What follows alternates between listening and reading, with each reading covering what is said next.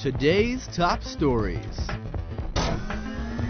Pakistan secured more than $5 billion in aid over the next 2 years at the Donors Conference in Tokyo on Friday, hoping to strengthen the country's economy and fight against terrorism. The United States and Japan both pledged $1 billion, while the European Union promised $640 million and Saudi Arabia another $700 million. U.S. Special Envoy Richard Holbrooke praised the outcome, calling the conference, quote, an extreme success. Japan's Prime Minister Taro Aso noted a growing awareness of the connection between security in Pakistan and neighboring Afghanistan.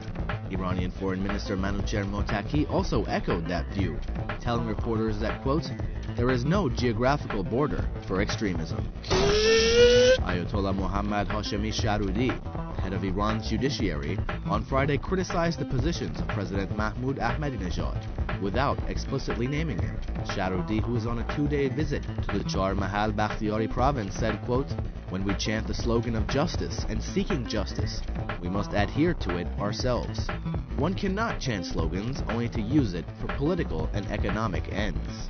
According to ISNA, Sharudi called for the empowering of Iran's underprivileged, but at the same time said, quote, people must understand this fact that addressing poverty is not collecting money from their relief committees. Rather, that money should be spent on the powerless. In a different section of his remarks, Sharudi called Iran's judicial system one of the most modern and just judicial systems in the world, and added, quote, when we travel to other countries and offer our accomplishments, while they explain theirs, we notice that our judicial system is ahead of theirs.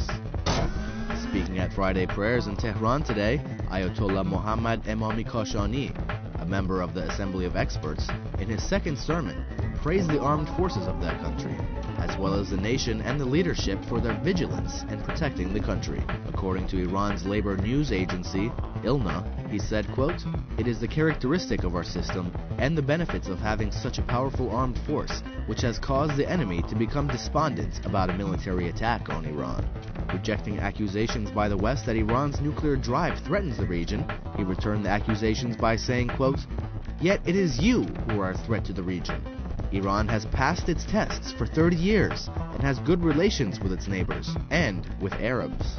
Elsewhere in his second sermon, Emami Kashani referred to leader Ayatollah Ali Khamenei's call for curbing consumption, saying that the leader's recommendation should, quote, turn into an ethical idea and culture.